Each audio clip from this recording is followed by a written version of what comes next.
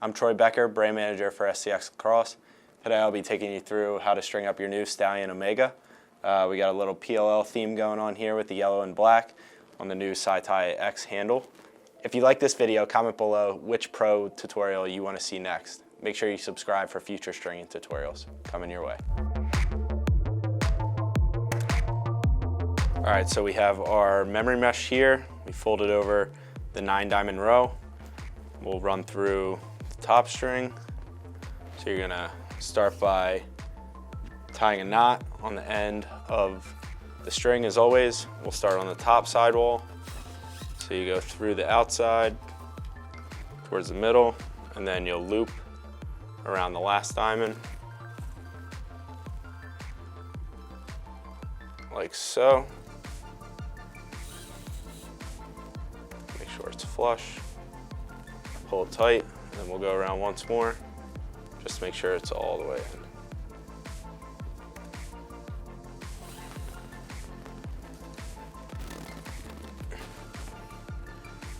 And then as always, you'll go through the back of the plastic, through the front of that first diamond, and then over the string. Pull it up and tight.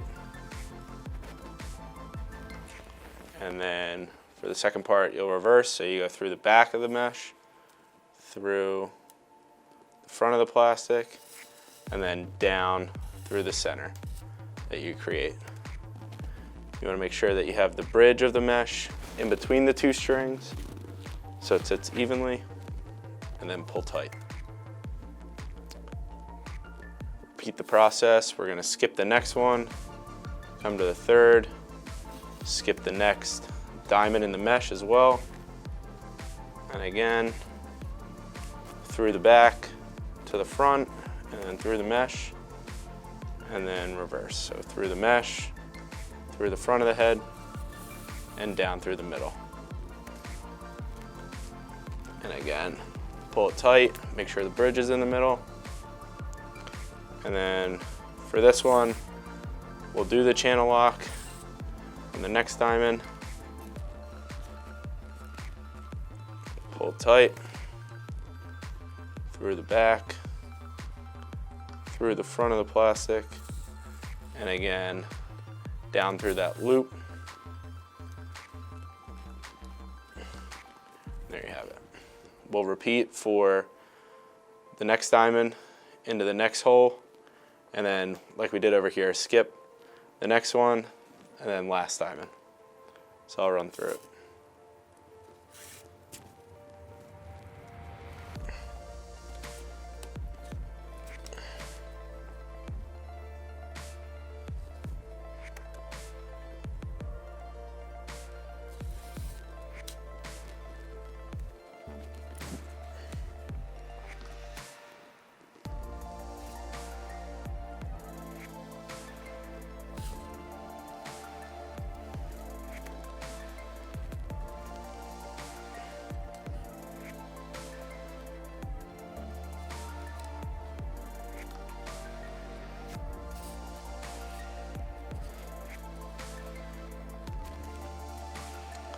So when you get to the end, you're going to go through the back of the mesh, through the inside of the plastic,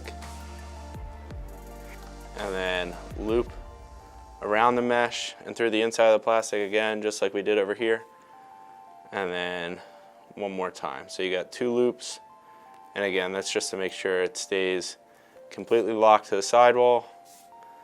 And then what you want to do is you want to pull the slack out of the first loop and hold it in place, and then pull the slack out of the second loop. Pull it tight, and then tie off.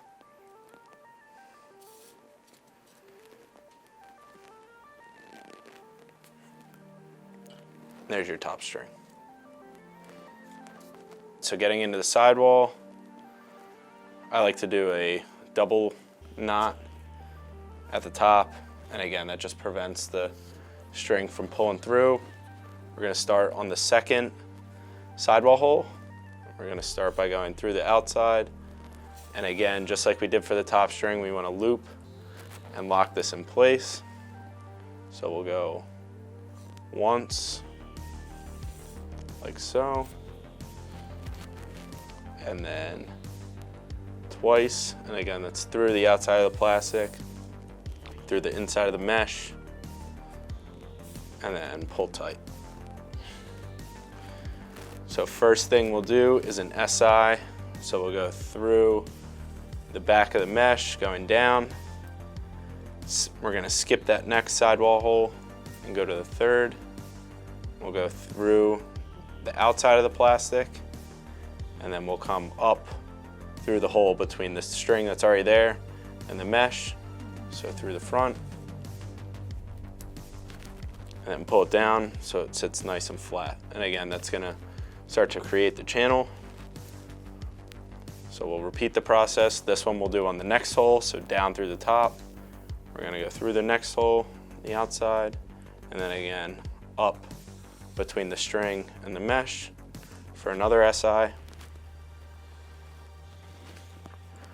We're going to do another through the back.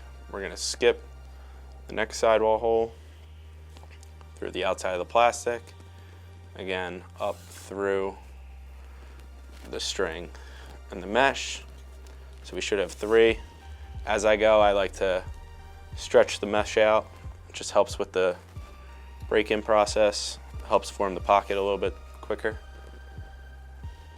Again, repeating the process, we're gonna do 3 in a row. So we already have 1, second one, same as before.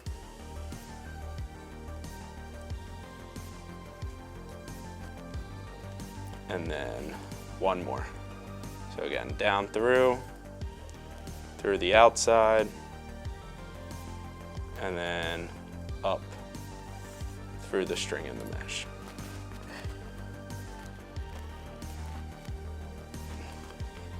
Again, stretch out. So then we will do a 1.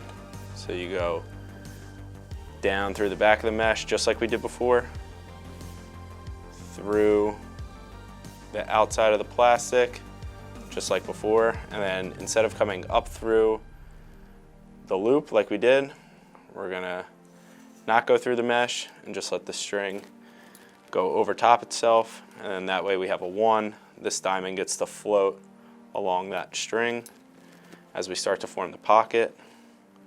So we have a 1. Next we'll do a 2. So down through the back of the mesh, just like always. And then instead of going through the plastic, we'll go down through the next diamond, like so. You'll get 2 diamonds that float, and then through the next mesh hole. And then once again, over top the string. Don't go up through the mesh, just go right over top. And then we'll do 1 more. So down through the back, this is just be a single, through the outside, and then again, through that loop. Pull tight, and again, stretch the mesh. See the pocket starting to form. So now instead of going through any mesh diamonds, we'll go through the plastic and through the loop. And again, that's just taking up space. We don't want to put a diamond there. We already have a pretty good pocket forming. So then, same as before, we'll do another 1 on the next diamond. Through the outside, through the loop for another 1. And then after that, we'll do just like we did up here. I call it burning a hole. Just kind of leaves a filler so the string can't move on it. And again, through the outside of the plastic, and then over top. And then lastly, we will go through the back of the 9 diamond row, and then through the inside of the last diamond. And what that does will allow us to tie off at the end by creating a knot. There you go. There's your sidewall. For the next side, you want to continue the process that you did over here, exact same pocket and pattern. You want to do it on the other side. So I'll run through it quick.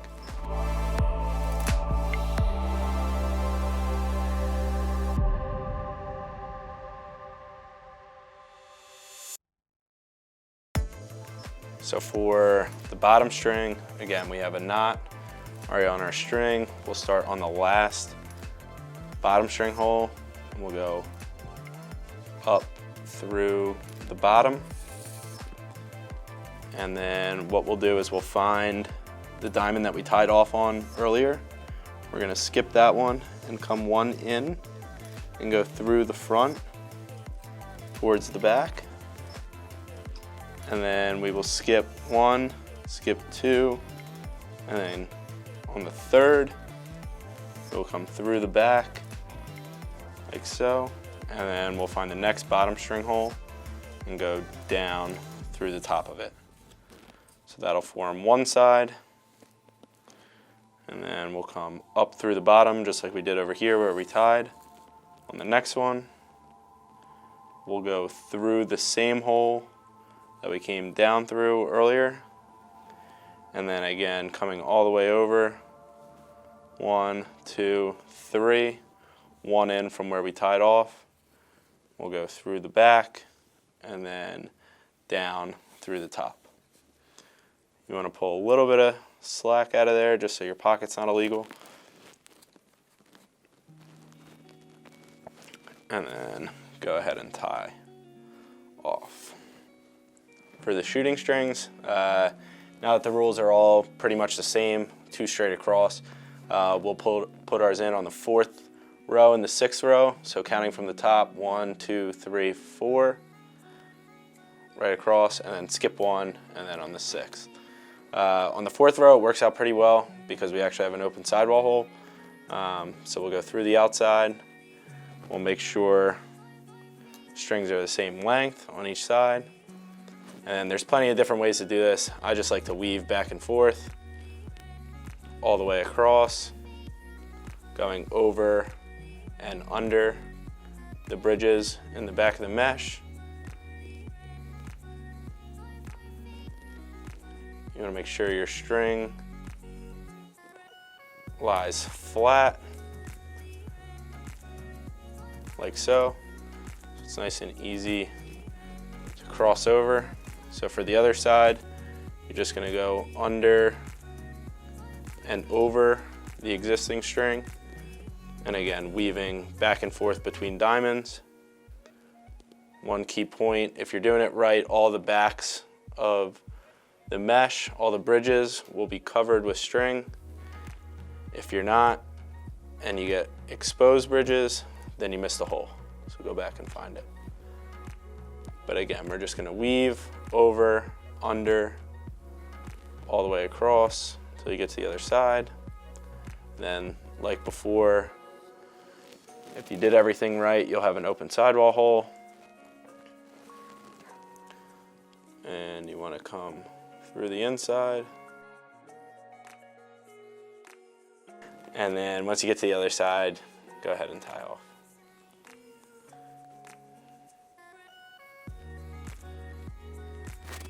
There's your first shooting string. Again, we want to skip that next row and go to the 6th. For this one, you don't have an open sidewall hole. So you got 2 options. You can either loop it around the plastic or try and fit it through the string and the mesh, like so.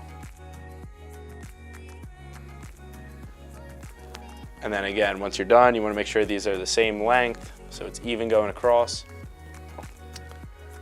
And then same process as before. So over and under the diamonds as you go. And again, you want to make sure that the string lies flat. When you get it all twisted up, it doesn't look as nice. So again, over and under, going all the way across.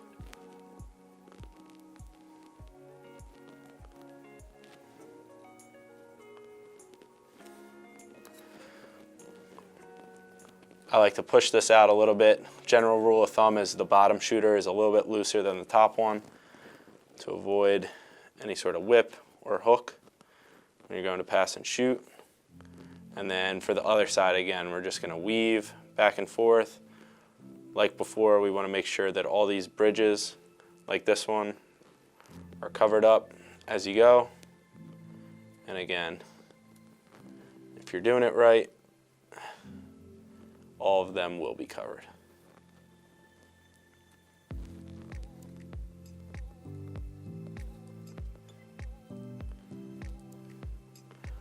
When you get to the end, you got the same issue as before. There's no open sidewall holes. So again, you want to try and either weave it through the tiny little hole between the sidewall and the mesh, or wrap it around. All right, we finally got it through. If your shooters are tipped, it'll be a lot easier. General rule of thumb. And again, you want to make sure these are loose. If it's really, really tight, you're gonna get crazy whip and hook. So again, you want to loosen these up